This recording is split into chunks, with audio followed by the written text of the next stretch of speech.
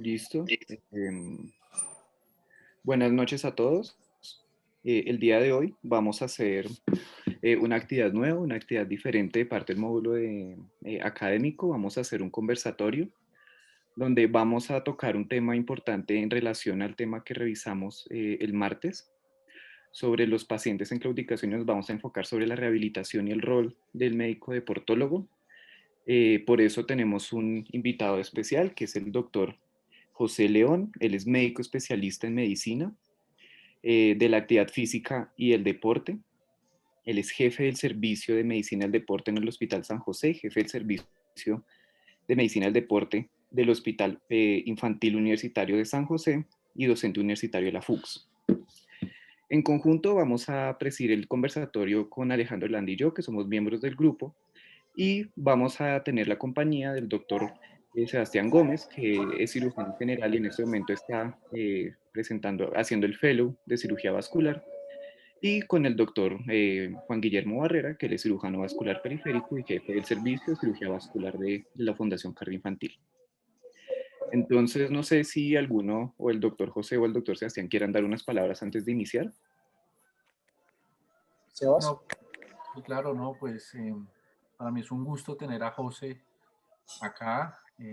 Sé de sus calidades como persona y como profesional.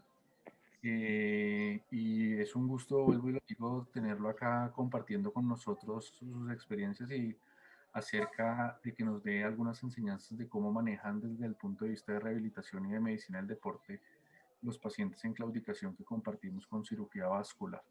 Entonces, José, muchas gracias por aceptar la invitación y espero que les guste a todos los miembros del grupo que se conectaron y a sus residentes que también sé que se conectan. Sebas, gracias por la invitación y la verdad quiero felicitarlos por lo que están haciendo ustedes con este grupo de investigación. Cuando usted me mencionó lo que estaban haciendo en el grupo, digamos que me llamó muchísimo la atención y claramente esto motiva a montar este tipo de grupos de interés en diferentes áreas. Y nada, pues los felicito a todos por lo que están haciendo. No sé si el volumen o escuchan algo de música de fondo, les pido disculpas porque estoy ahorita en un restaurante, No, pues José, me avisan y si acaso pues... Lo escuchamos perfecto. Ok, vale, perfecto. Listo, entonces vamos a empezar, vamos a tocar inicialmente unos primeros temas de introducción sobre lo que es medicina del deporte, algunos conceptos claves para ya después enfocarnos en los pacientes con claudicación y cuál es el enfoque del médico deportólogo en estos pacientes. Listo. Entonces, primero vamos a empezar con esta pregunta. ¿Qué es la rehabilitación? La rehabilitación se define como un conjunto de medidas para tratar de devolverle a una persona las cualidades o habilidades que ha perdido por un accidente, por una condición crónica de salud. Así es como está definida. Entonces es ese conjunto de medidas que se le prestan. Entonces incluyen programas, medicamentos, intervenciones, consultas. Todo eso hace parte de un programa de rehabilitación.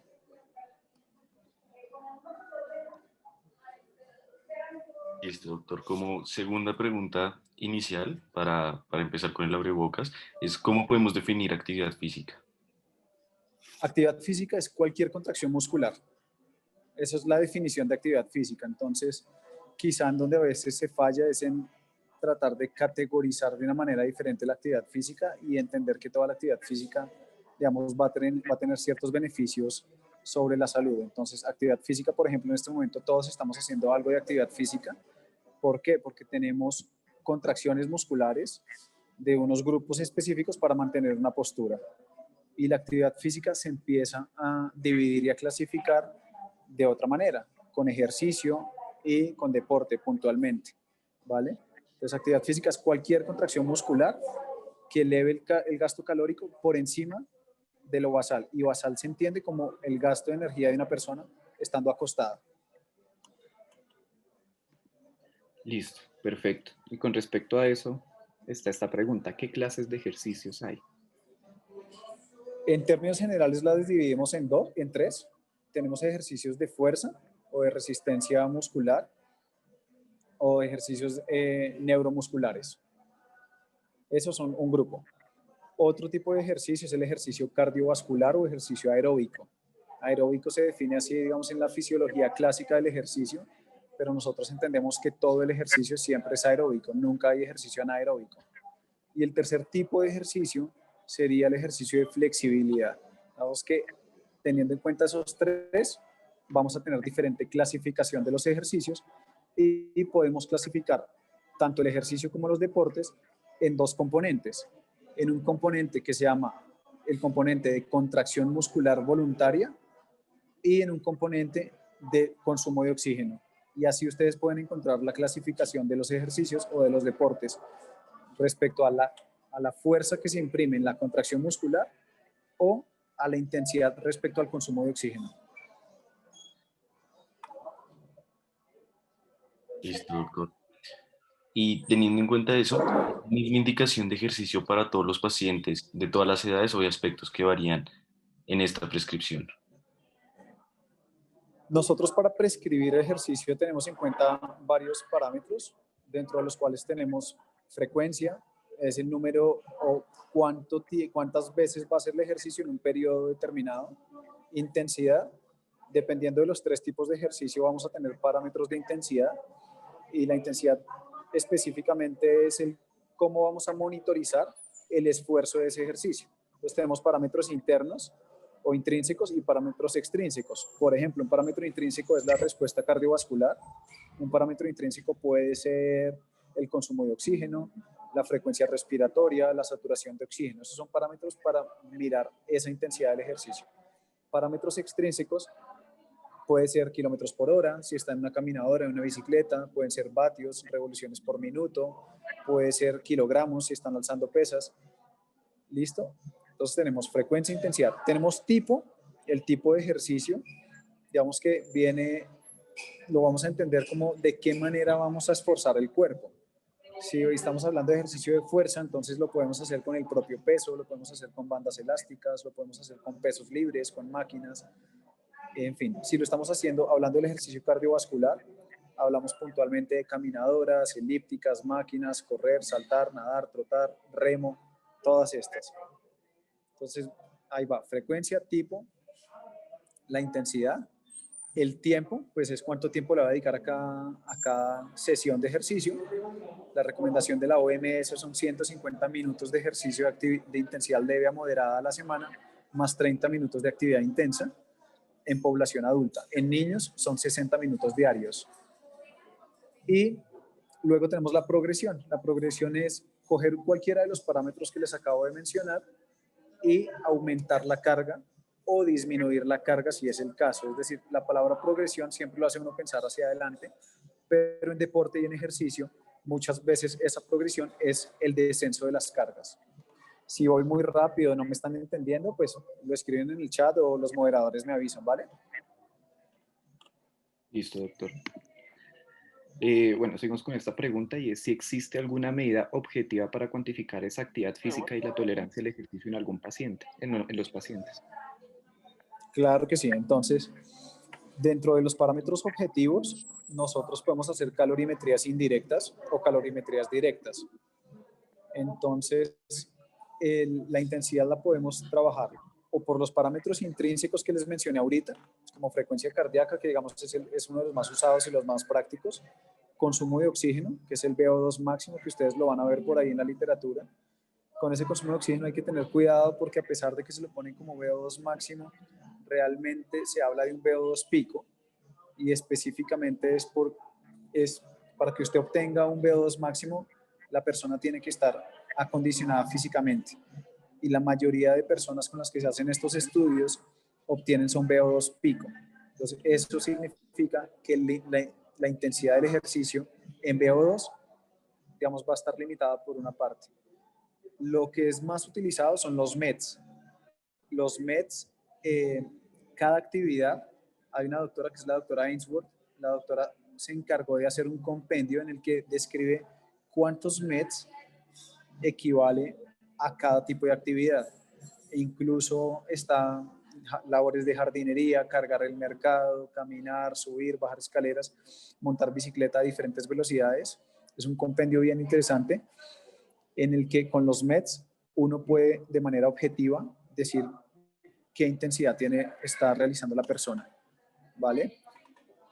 Eso desde el punto de vista. Y esos METs muchas veces uno los puede correlacionar con el gasto calórico, con kilocalorías. ¿Listo? Listo, doctor. Pues creo que ya la respondí en parte, pero más específicamente, ¿cómo puede medir la intensidad de un ejercicio en particular? Bien, la intensidad se puede medir si yo conozco a la persona y conozco los parámetros, digamos, de frecuencia cardíaca basal, de frecuencia cardíaca máxima con el ejercicio. Podría tener porcentajes de la frecuencia cardíaca obtenida durante el ejercicio respecto a la frecuencia cardíaca máxima, alcanzada o teórica. Esa es una manera de entenderlo. Y ahí vamos a tener unas zonas de entrenamiento desde el punto de vista de ejercicio cardiovascular. Entonces tenemos zonas que arrancan desde el 50% de la frecuencia cardíaca máxima teórica y van de 10 en 10. Zona 1 es de 50 a 60, zona 2 de 60 a 70, zona 3 de 70 a 80 y así hasta la zona 5. Esa es una manera. ¿De qué otra manera se puede hacer? Con los METs, teniendo en cuenta la actividad que hace y conociendo la equivalencia en METs, uno también puede saber esa intensidad. Por ejemplo, caminar a 3 kilómetros por hora es una actividad más o menos de 3 METs. Caminar a 5 kilómetros por hora es una actividad de 4.5 METs. Trotar a 10 kilómetros por hora con inclinación en una caminadora de 3% puede ser una actividad que va más o menos a 9 a 10 METs. Pues teniendo en cuenta estos parámetros extrínsecos, uno puede medir esa intensidad de ejercicio. Y digamos que el más práctico para todos va a ser frecuencia cardíaca en la parte cardiovascular, consumo de oxígeno no es tan práctico, pero están los estudios. Y luego tenemos, desde el punto de vista de ejercicio cardiovascular, vamos a trabajar con dos parámetros. Uno se llama RM, que es el porcentaje. RM es una resistencia máxima, una repetición máxima. Entonces, es el peso que puede levantar una persona en un gesto determinado solamente una vez. Ese peso la persona no lo puede levantar dos veces. Y ese peso se toma como un absoluto de un 100%. Entonces, el porcentaje de RM puntualmente lo que me ayuda es a medir esa intensidad. Dependiendo de cuántas repeticiones hace la persona, puedo yo estimar en qué porcentaje de la RM está. Entonces, por ejemplo, si está entre 8 y 12 repeticiones, estamos hablando de una persona que se encuentra por encima del 75% de una RM. Si está haciendo 4 repeticiones porque el peso no lo logra levantar más, seguramente está trabajando por encima del 90% de una RM. ¿Listo? Eso ustedes lo pueden encontrar como relación repeticiones y porcentaje RM, ¿vale?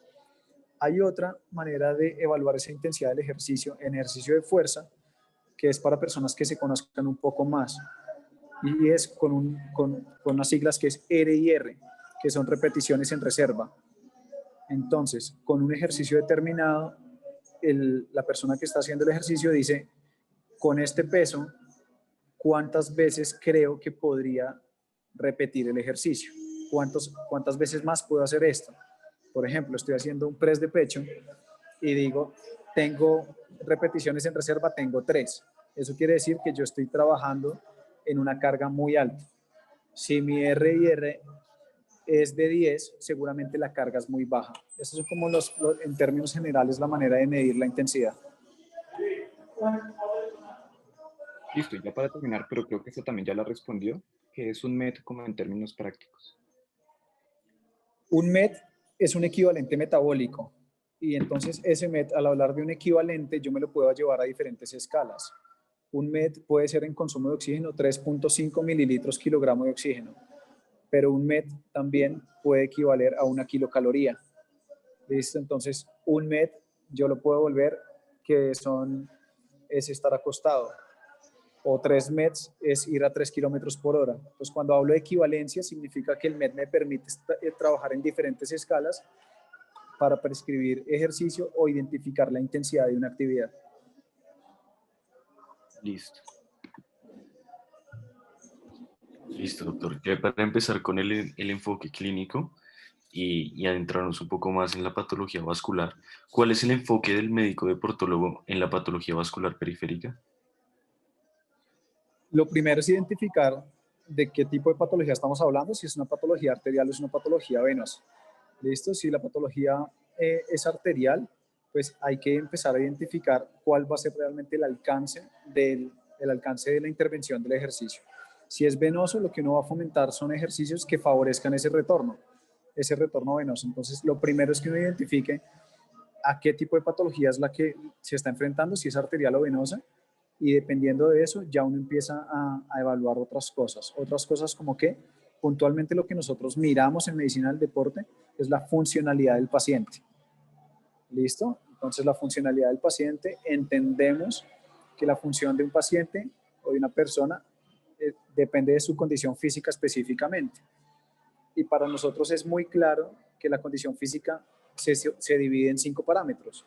Entonces tenemos parámetros cardiovasculares, tenemos parámetros de fuerza muscular, tenemos parámetros de composición corporal, ¿listo? Es decir, cuánta grasa tiene, cuánto músculo tiene, tenemos parámetros de flexibilidad y tenemos parámetros de equilibrio. Entonces, el paciente con patología vascular periférica, una vez yo identifico si es arterial o venoso, empiezo a mirar cuáles son los factores de riesgo cardiovasculares asociados.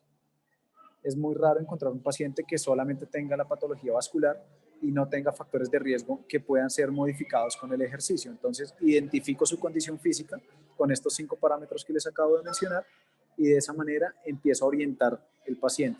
Entonces, pues, les repito, cardiovascular, fuerza, flexibilidad, composición corporal y equilibrio. De estos 5, ¿cuáles son los más importantes para la parte arterial? Claramente, la respuesta cardiovascular, la fuerza muscular, y serían esos